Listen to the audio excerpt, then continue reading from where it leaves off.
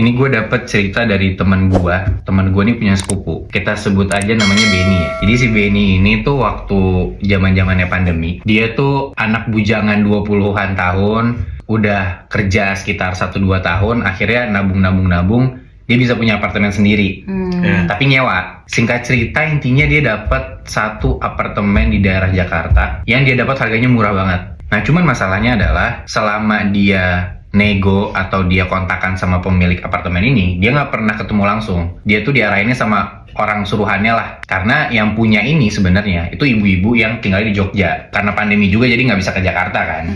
Dia masuk ke apartemen itu 1 malam, 2 malam, 3 malam. Sebenarnya aman-aman aja. Tapi ada 2 hal aneh, Natmoy. Hal aneh yang pertama adalah sepatunya dia itu tuh selalu kebalik urutannya. Jadi misalnya lo pulang kantor nih, terus ya di samping pintu di rak sepatu tuh lo naruh sepatu lo gitu kan, set nih 2 nih kayak kanan kiri.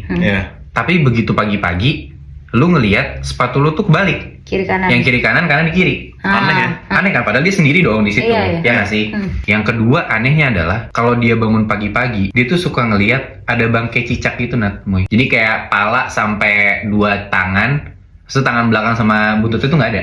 Putusnya tuh sebadan-badan berarti? Sebadan, setengah badan gitu. Iya. Malamnya dia tidur, pas Benny ini lagi tidur, dia tuh ngerasa kayak ada sesuatu yang ngerangkak di tempat tidurnya dia. Pas dia kebangun, tiba-tiba di depan muka dia persis, itu ada anak kecil lagi ngerangkak persis depan dia mukanya. Dan di mulutnya anak ini ada cicak. Ih, Kaget dong dia ngeliat kayak gitu. Anak kecil biasa kayak umur 3-4 tahunan, rambutnya pendek, cowok gitu ya. Terus dia kabur tuh, dia lari keluar kamar.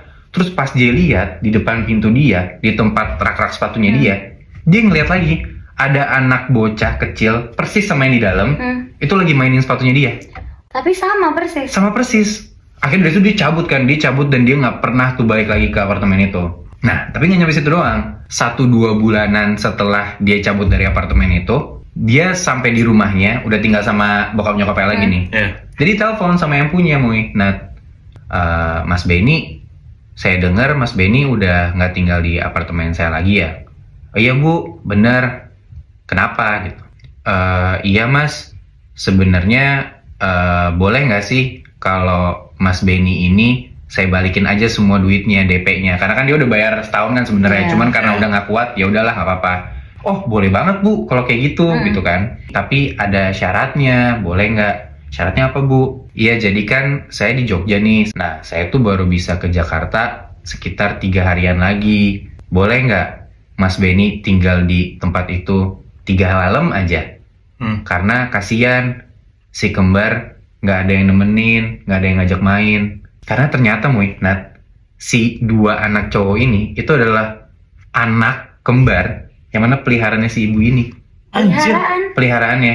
Dia akhirnya nyewain apartemennya dengan harga murah biar demi anak-anaknya ini, si anak-anak peliharaannya ini ada yang ngajak main. Karena penjaganya yang punya itu ya udah nggak kuat juga, nggak mau ngajak main. Tapi ini setan kan anak ini? Iya, peliharaan si ibu ini.